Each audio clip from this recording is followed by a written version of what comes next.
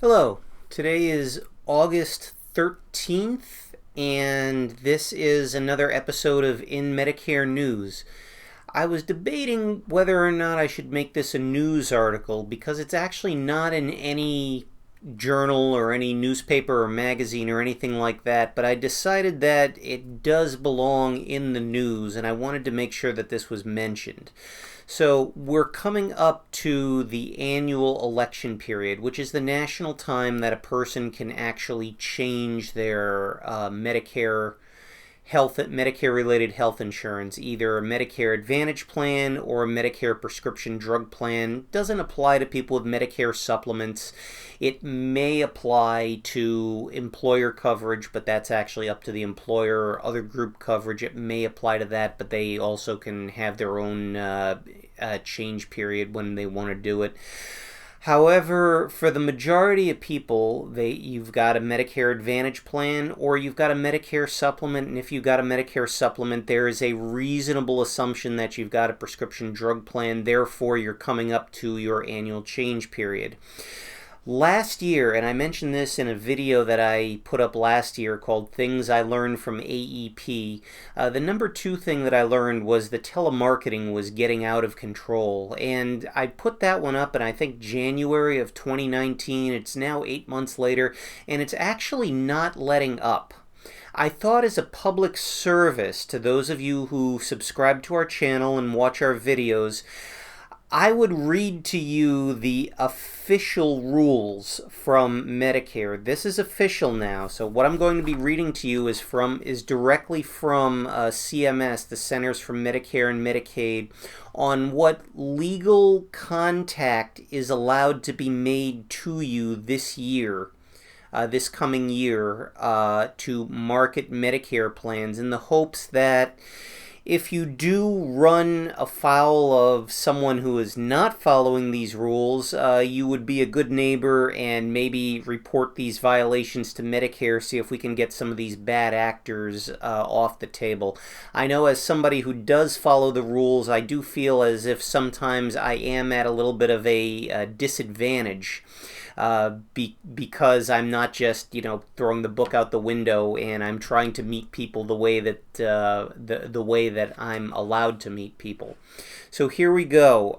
This is from the Medicare Marketing Guidelines, Section 40, Part 3. Marketing through telephonic contact. I will say this is from the recently released July 2019 update of the Medicare marketing rules. Section 40, subsection 3. Plans Part D sponsors and their agents, brokers, may not make unsolicited telephone calls to prospective enrollees. However, they are permitted to contact their current enrollees to discuss plan business, but cannot market prior to October 1 under any pretense of plan business. So before I go any further, what that means to you is that if you are not a client or do not have a relationship with the person contacting you, they cannot be contacting you about Medicare business. In some states, they are still allowed to contact people with regards to talking about a Medicare supplement. However, if you are in the state of Ohio, that is not legal. I'll be glad to debate that one for you and even tell you where that rule is. But just know that if you are hearing this and you are in the state of Ohio, these rules extend to Medicare supplements. You cannot be receiving a phone call from someone you don't know to discuss a Medicare supplement. That's enough said on that. Moving on. Plan D plans and Plan D sponsors and their agents and brokers. That's me. Just as an aside, when I market a plan, I am marketing on behalf of that plan. So anything that applies to the plan does apply to me as well, and anybody selling you that plan, they're acting, even though we are contractors and we can find a different plan than the one we may eventually sell, the one that we are whatever plan, when the moment we mention a benefit that's specific to a company, we are marketing on behalf of that company, which is why none of these videos have company-specific information. Plans Part D sponsors and their agents and brokers may conduct the following specific telephone activities. 1. Call current enrollees, including those in non-Medicare products, to discuss plan business. So what that means is if you have a plan by Company A, we are allowed to call you to talk about that plan's business. Examples of this includes calls to enrollees aging into Medicare from commercial products offered by the same organization, calls to an organization's existing Medicaid, Medicare, Medicaid plan enrollees to talk about its Medicare products, and calls to current Medicare Advantage enrollees to promote other Medicare plan types or to discuss plan benefits.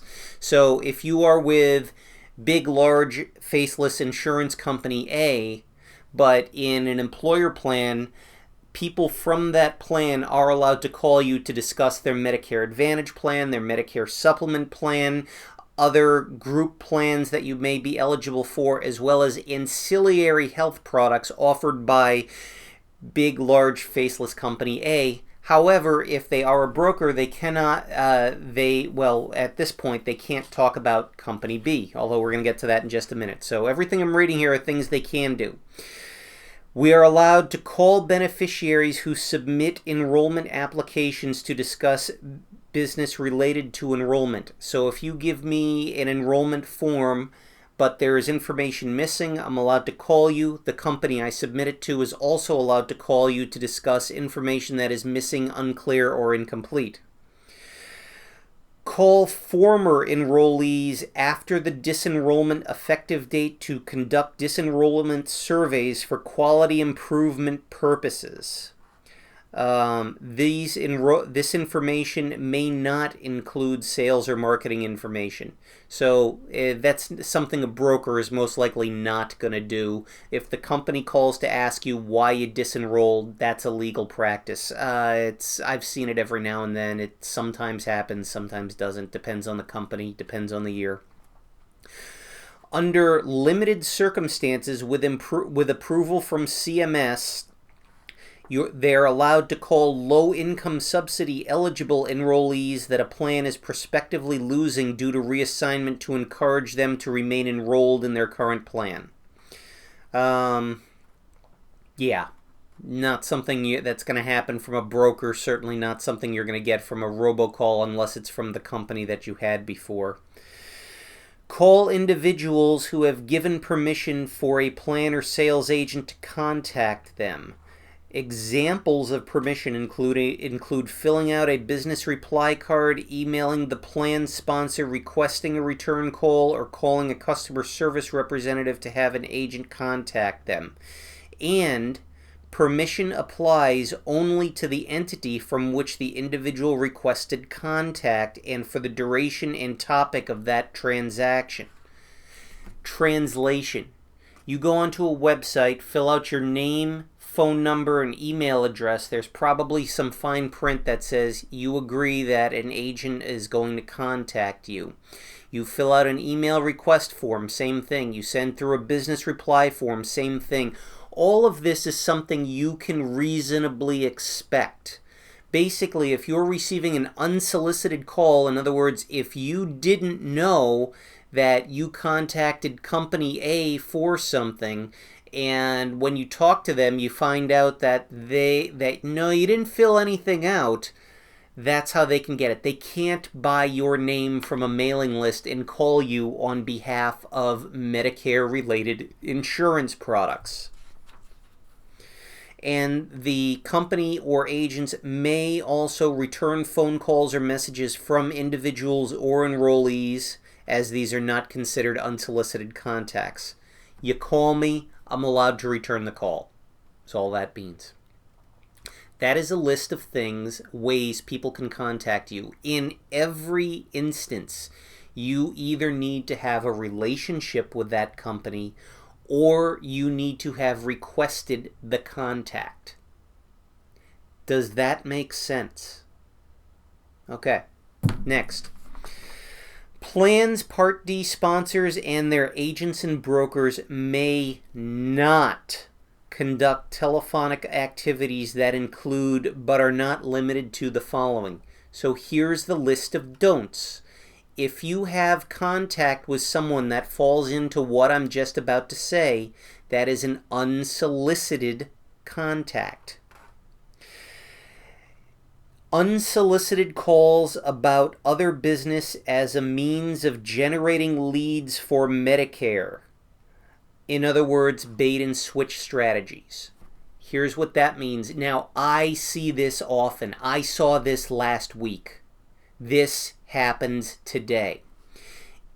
If somebody calls you saying that they'd like to talk to you about life insurance, that is still a legal practice. You're a retiree. They're allowed to call you and follow the do not call rules, everything like that. They're allowed to call you, offer to come in to talk to you about final expense. That's small face amount life insurance. That is a totally legal act. The moment they're there and it turns in without your prompting, it turns into them asking you about your Medicare coverage, that is an illegal act. If they're talking to you about one thing, they cannot turn and talk about Medicare. Medicare is a protected product, and they cannot come in talking to you about one plan without talking to you and then turn around to talk to you about another. Medicare cannot be an excuse. People ask, why do I just do Medicare products when there's so many other products that I could talk about but potentially make more money? Well, this is the reason. Because I can't talk to someone about Medicare and other products at the same time. This rule comes, I just read you the rule directly from Medicare. Clear? Okay. Number 2. Calls based on referrals. Now I want to explain that. I am allowed to take a referral. Let me read the rest of this. If an individual would like to refer a friend or relative to an agent or Plan Part D sponsor, the agent or Plan Part D sponsor may provide contact information such as a business card that the individual could provide to a friend or relative. I leave 2 business cards with everybody I see. That second business card is for you to refer me if you so desire. If you say, I've got this friend Joe, I'd like you to give him a call, they'll never reach out, I'll never reach out. They have to. You can drag them into your house, pick up the phone for them, and have them call me. That's fine. But they've got to talk to me first before I can talk to them. I cannot make the call. If somebody says to you, hey, Joe next door told me to give you a call to talk about Medicare, they can't do that. That is not a legal act. You have to be told by Joe, call Ellie, and he'll be able to answer your questions. And then you call Ellie, and I'll be able to answer your questions. That is the chain of events that must happen to talk with somebody new about Medicare. Next. Calls to market plans or products to former enrollees who have disenrolled or to current enrollees who are in the process of voluntarily disenrolling. If you leave, the moment you leave me, if I know you left me, I can't call you to ask you why. Is all that means. If you leave Plan A to go to Plan B, Plan A, except to do a disenrollment survey, cannot call you simply to ask you why and to try to get you back. Now, that being said, a lot of times, just because of the way privacy works with Medicare Advantage especially, I may not know, and I may call you accidentally. That actually does happen. If you actually leave me and I don't know you've left, I may call you to do my annual review. But the moment you tell me you left me, the call is done. I say, all right, good luck, thank you very much. Our call is done. So sometimes that can be a mistake. I actually know of a few agents that happens to on a regular basis. It's not intentional. It's happened to me as well. It happens to the best of us. When we don't know that you've left, we'll still assume you're a client. The moment you've informed us you've left, it's an honest mistake. We're sorry to see you go. It doesn't happen often for us, but it does happen. If you're gone, we'll stop calling you. That's simple. Calls to market plans or, no, I said that, I'm sorry. Calls to beneficiaries who attended a sales event unless the beneficiary gave express permission at the event for a follow-up call. There must be documentation of permission to be contacted. When I do events, and I do more and more events these days, I will have a pad out called a permission to contact form, and it's a basic form approved by Medicare. You fill it out, leave me your phone number, your email address, and you check the box that say, yes, I'd like you to contact me for more information. Unless you fill that out, you have to make the call to me. Attending one of my events does not, in no way obligates me to call you, and I never will. Again, that's the rules. You're hearing it right there. Last one. Calls to prospective enrollees to confirm receipt of mailed information is not allowed. So in other words, you ask me for information, I send it to you. I won't do that. I will tell you to call the company. Just because I want to make sure that nothing's missed. But if I did send you something, or you ask for some information and then someone calls to see if you got it, you got any questions, they can't do that. It's that simple. That's the list of do's and don'ts. Now, a recording to do some of these things that are do's, the call if you've already got a relationship with them, call if there's some missing information, call if you're a low-income person and you left and you think that there may be a problem. They think that there may be a problem with you moving, which is a legit thing if they get permission from Medicare. All that can be done by robocalling, but as you can hear from that list I just gave you of do's and don'ts, when companies can call and when companies can't call, there are a lot of don'ts that people are getting. So if you are getting these robocalls saying, hey, you can save hundreds or thousands of dollars with this Medicare plan, that is pure and simple an illegal act. Now, here's what you can do. If you get this, call Medicare. 1-800-MEDICARE. MEDICAR. Leave the E out. It's 1-800-633. I don't remember the rest. But 1-800-MEDICARE.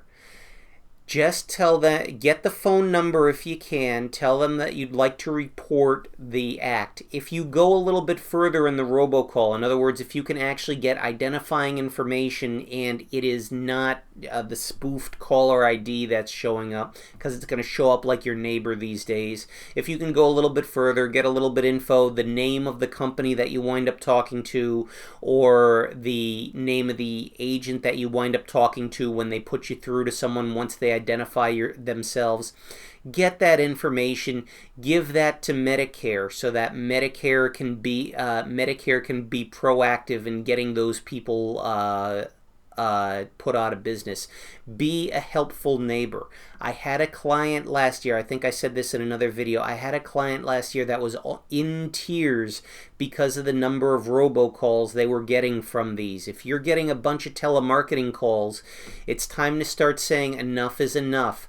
The do not call list is one thing you can do. If you're not on it, make sure you're on it. That's a whole nother thing I'm not going to get involved with, but get on the do not call list, but be a good neighbor to your other neighbors. If you are getting calls, the guys 2 doors down are getting calls as well. If you can get a little bit of information on the person that's breaking these rules, pass it along to Medicare.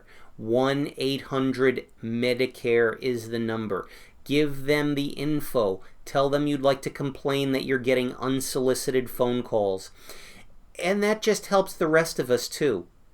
We all try to compete. Those of us that are working ethically on this, we knock our socks off trying to compete for business. and we try our best to make sure that we do get the business honestly, and we keep the clients happy. Nobody's happy when they get an unsolicited phone contact. You may eventually talk to them, but nobody's happy making that call. We try to meet our people in the best light possible. And Medicare says, and frankly we agree at this point, that the best way people can meet us is by someone asking to talk to us. We want that kind of business from you. If you don't want to talk to us, that's fine.